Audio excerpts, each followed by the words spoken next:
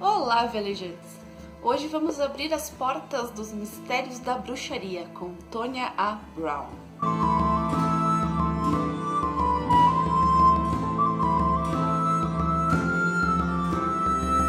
Vamos conversar então sobre o livro recebido em parceria com o grupo editorial Pensamento durante o mês de junho.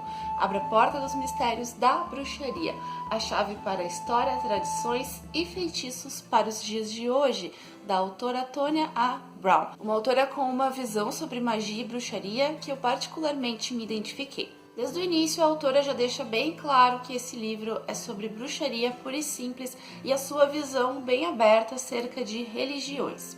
Há um equívoco muito comum que é pensar que todo bruxo, todo praticante de bruxaria, de magia, é wicano. A Wicca é uma religião que sim foi criada por bruxos, por pessoas que praticam a bruxaria natural. Mas nem todo mundo que pratica a bruxaria natural precisa ser wicano. A bruxaria, assim como a Tonya nos fala aqui no livro, é um ofício. E a Wicca é uma religião.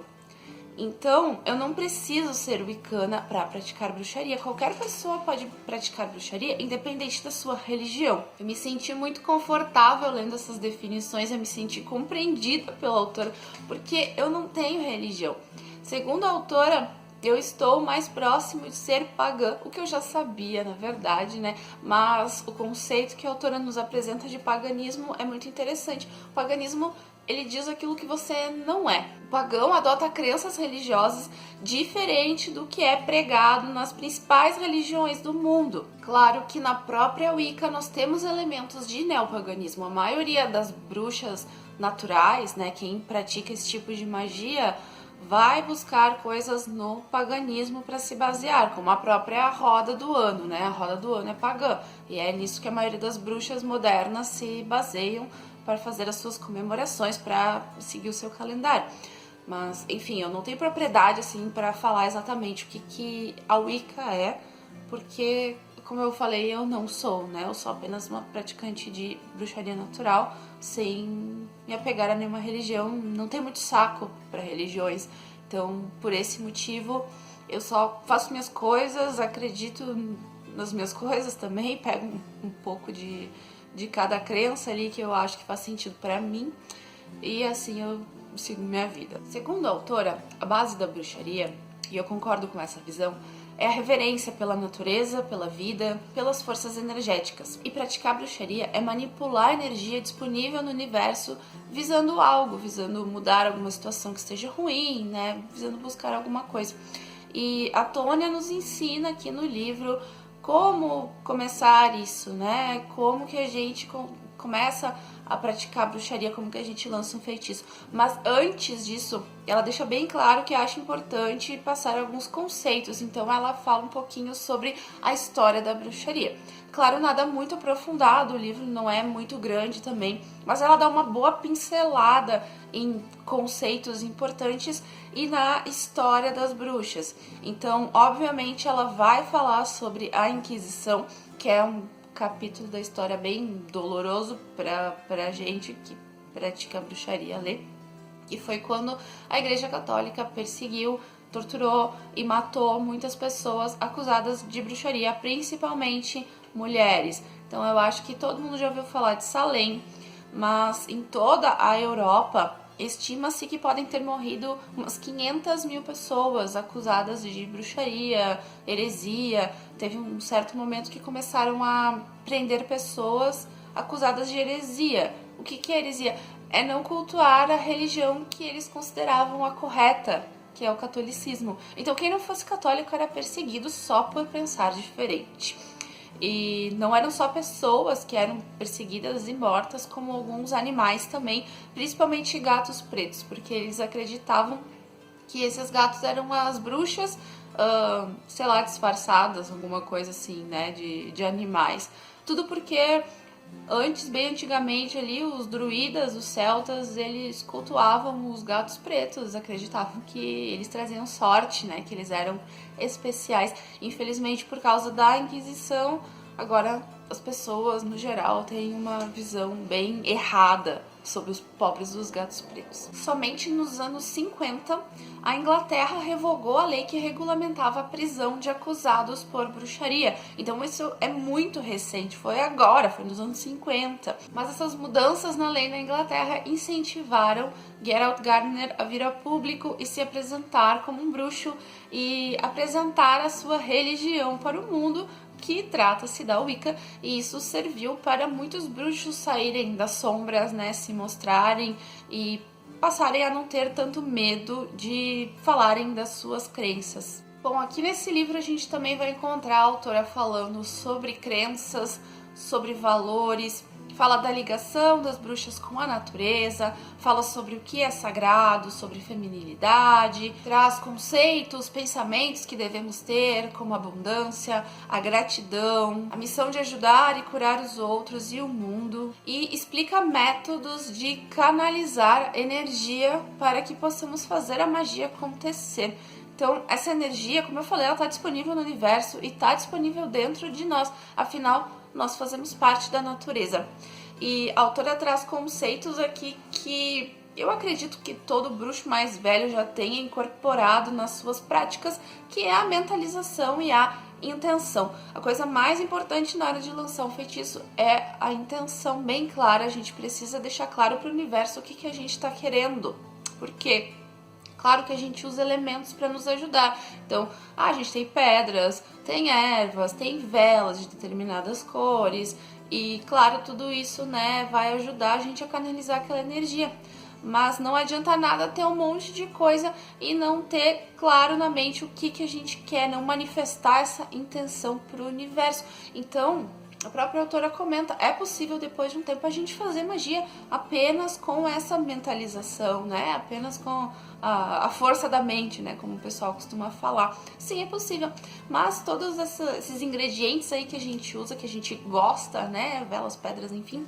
Isso serve para auxiliar e serve para potencializar essas energias. As ervas, por exemplo, possuem propriedades maravilhosas. É por isso que a gente toma chá. Nesse caminho também nos deparamos com propriedades psíquicas e intuição. Algumas pessoas têm naturalmente e algumas desenvolvem. Então isso também é abordado no livro. A autora fala sobre clarividência, fala sobre a capacidade que algumas pessoas têm de prever o futuro. Ela também traz métodos de divinação e, claro, fala sobre os sabás, que são os elementos presentes na roda do ano, né?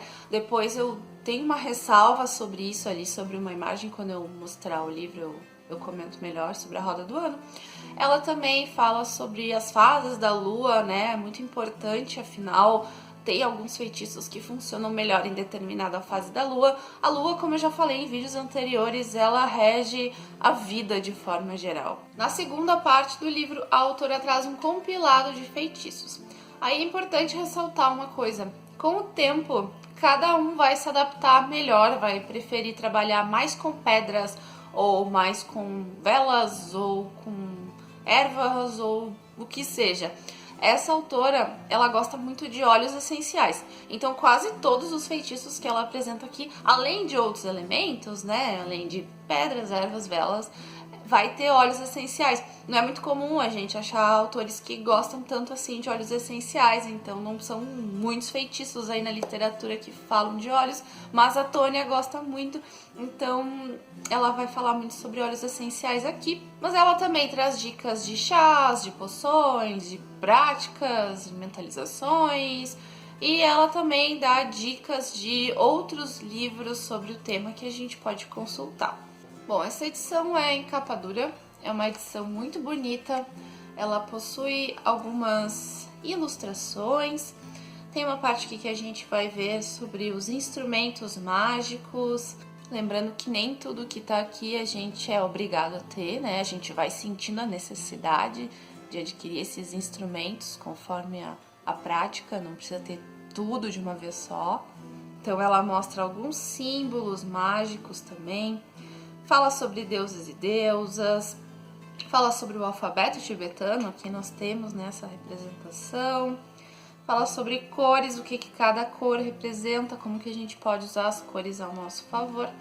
Como eu falei na parte 2, a parte de feitiços. E eu só tenho uma ressalva com esse livro, que é sobre algo que está bem ali no início, né? Que é a representação da roda do ano que está inserida aqui. Então, o que que acontece? Duas coisas erradas nessa roda. Uma, conceito de solstício e equinócio.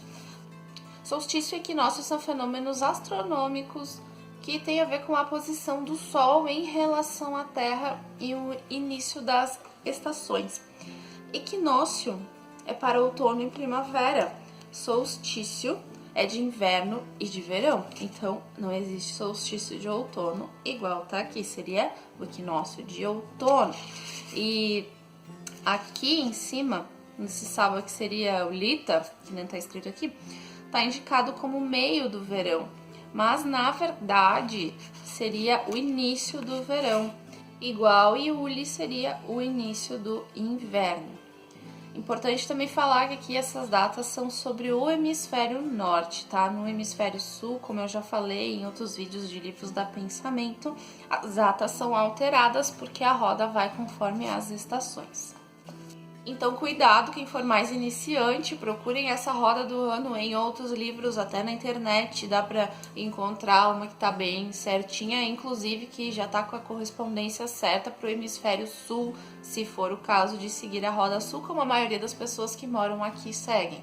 Bom, o livro tem uma linguagem bem acessível, a autora é até bem descontraída, ela traz informações relevantes, dicas de feitiços, de práticas e dá uma pincelada na história geral, né? Claro que nada muito aprofundado, como eu já havia comentado, é um pouco superficial, mas ele cumpre o seu papel. Então, de forma resumida, a gente tem aqui uma boa introdução.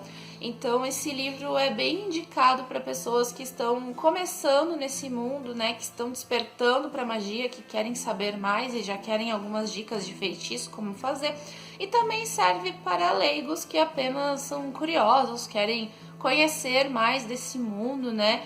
Eu diria que ele é uma base boa, assim, para começar a entender isso tudo.